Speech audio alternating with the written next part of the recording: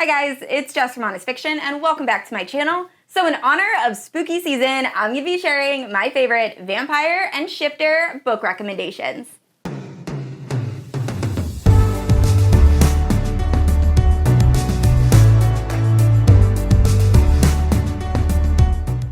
Alright guys, so I compiled a list of books that feature vampires, books that feature shifters, and then books that feature both. And I have 3 for each category, and then also I have some classic books that I just want to touch upon that really inspired me to get into paranormal romance. Now, if you're unfamiliar with my channel, I post new videos every Thursday and Sunday. If you haven't yet, please like and subscribe. You can also hit the notification bell to be notified whenever I post new vintage content. You can also check out my Instagram and Goodreads, both linked down below. With all out of the way, let's get into these spooky season recommendations. Alright guys, so starting off with vampires. So obviously I got into vampires originally from Twilight. When I was in high school, that was a series that I just could not put down. Absolutely loved it. I was Team Edward all the way. Movies, little bit cringy, but the books at the time I just thought were absolutely amazing. And then I was also reading the Charlene Harry's Sookie Stackhouse series a little bit after that time. I think I was like in college, but I love that series. It's the series that True Blood is based on. And it is just so much fun. I kind of want to read it now as an adult because I don't know if I'll love it the same way I did then. But True Blood, just the show, was absolutely amazing. I was obsessed with Eric Northman. And yeah, just definitely a lot of vampire stuff that you should definitely check out if you haven't yet. So the first book I'm going to talk about is Black Sunshine, and this is by Karina Halle. So this is following Lenore, and she's a girl that she knows is raised by witches. And she is about to have her 21st birthday, only to find out that she's actually part vampire. So she ends up being kidnapped by a vampire, and her entire world unravels. She finds out about all of these different secret societies, and there's a romance, and it's so good. Highly recommend if you have not read this yet. I don't see a lot of people talking about it. There is a second book in the series, however, the audio version still hasn't been released, so I haven't finished this duet yet. But this first book was super spicy, and the romance was so good. So definitely, if you're a fan of vampire romances, I would check this out. And another vampire romance that I really enjoyed is King of Battle and Blood by Scarlett St. Clair. So this is following Isolde, and Isolde is betrothed to the vampire king, and in order to save her people, she plans on trying to assassinate him. Unfortunately, her first attempt fails, and now her new husband says, if you try to kill me again, I'm gonna turn you into a vampire. So Isolde is just trying to survive in this vampire court and also trying to ignore her crazy attraction she has to her new vampire husband.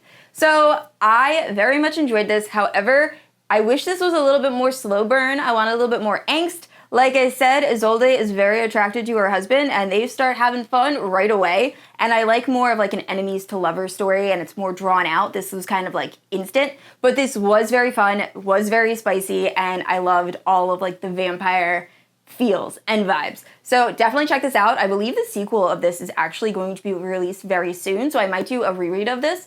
And yeah, just a very good vampire romance.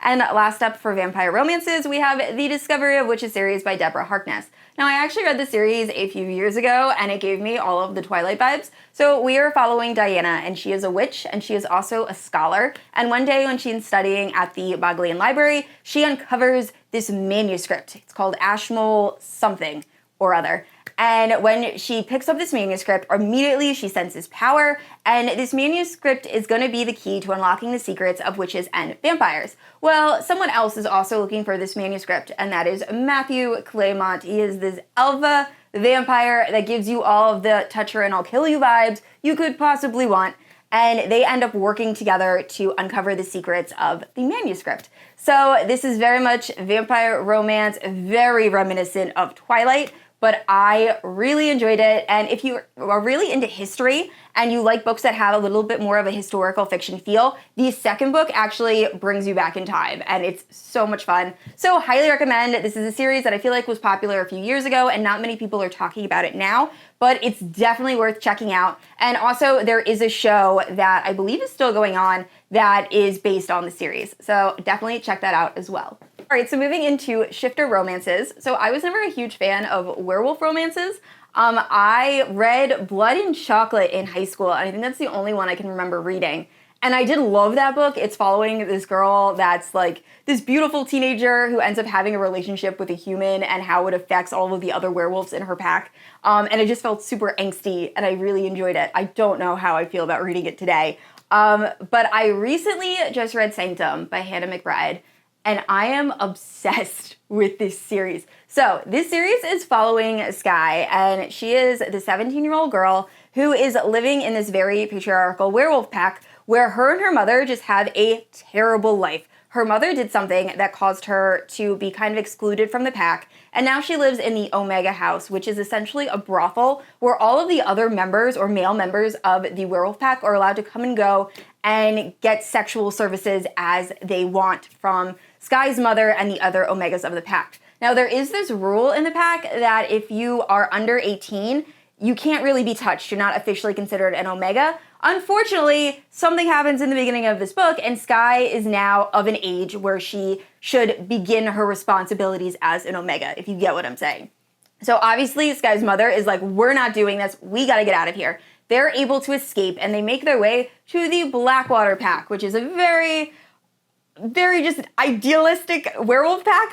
They are very inclusive, everyone really gets along, and Skye kind of learns everything about what she was missing. She discovers Netflix, she just really doesn't understand anything about the outside world. There's a scene where she goes to the grocery store for the first time and she's like, oh my gosh, I've never seen like food like this, and it was just a really beautiful story. Now, it also has the fated mates trope where when Skye goes to school, she meets Remy, who is the alpha, or is going to be the alpha of the Blackwater pack that she currently is in. He is the son of the alpha leader. And they have instant connection, and it is very much that Twilight Edward Bella feeling. And yeah, it is a YA story. All of this is taking place in a high school, or at least most of it is, and they are 17, 18 years old. However, like I said, there are parts of this book that are so unbelievably dark. I know I've messaged a lot of my friends on Instagram being like, I don't know who the target audience for this book is. Like, I don't know who this book is geared toward because parts do feel very YA.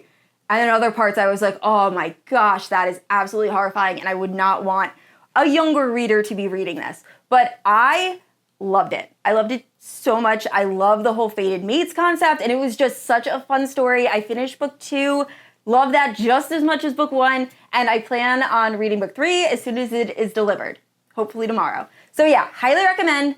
If you are a fan of Twilight and you want a werewolf version, you will 100% love Sanctum.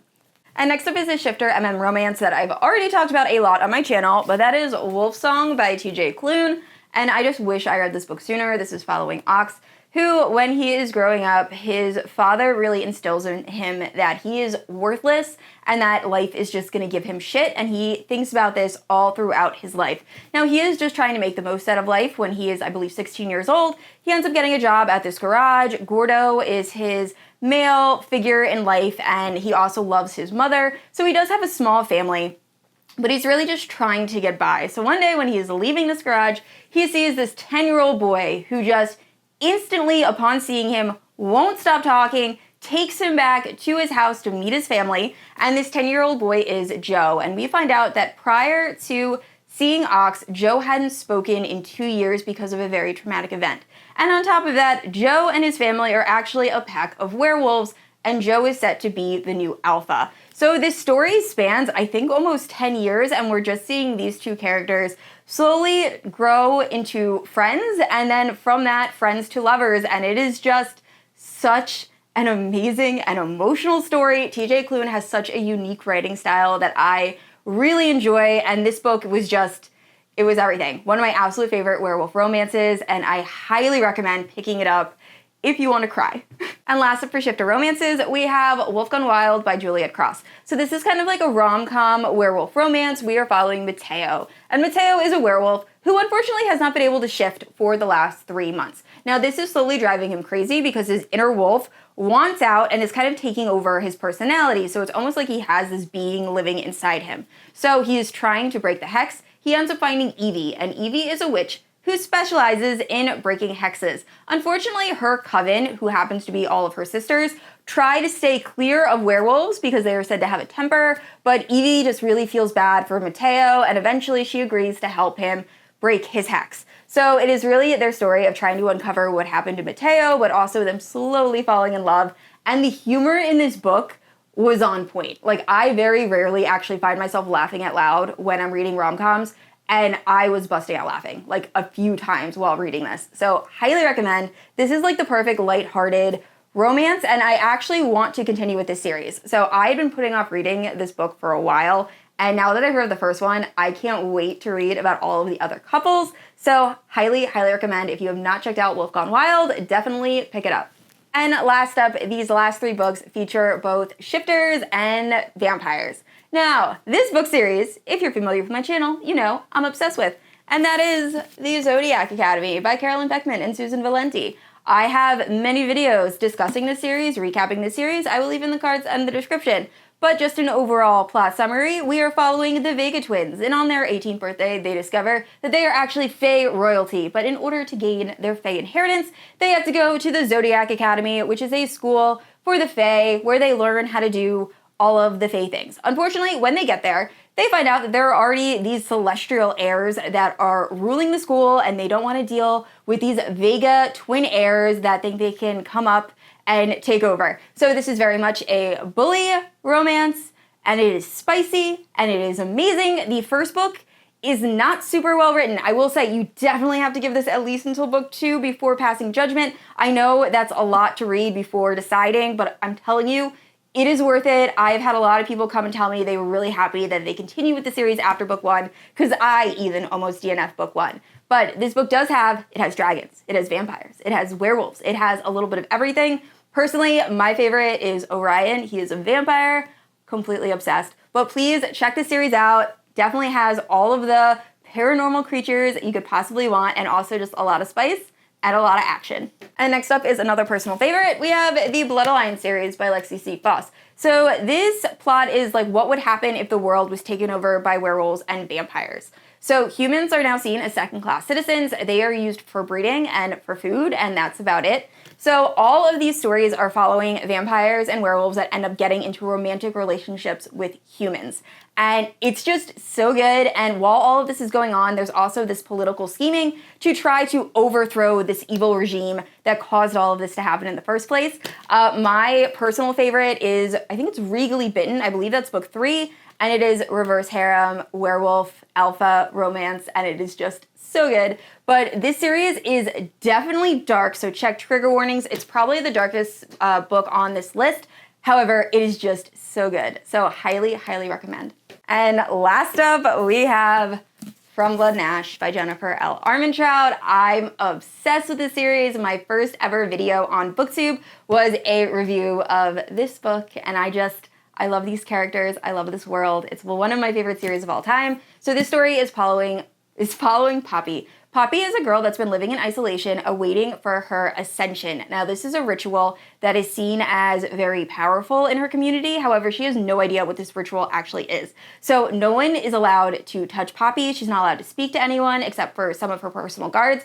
And she's just living a very lonely life. So one day she decides she's gonna sneak out and wear a disguise and go to this bar, essentially. And when she gets there, she meets Hawk, who's the newest member of the Rise Guard, and they hit it off, and it's kind of how Hawk takes her out of her shell, and he eventually becomes her personal guard, and it goes from there. So there are vampires, there are werewolves. They're not called vampires in this book, they're called something else, and it's so good. Alright guys, those are all my favorite werewolf and vampire romances. Please let me know in the comments down below, what do you prefer, werewolves or vampires? And I said this already, I post new videos every Thursday and Sunday, and if you haven't yet, please like and subscribe.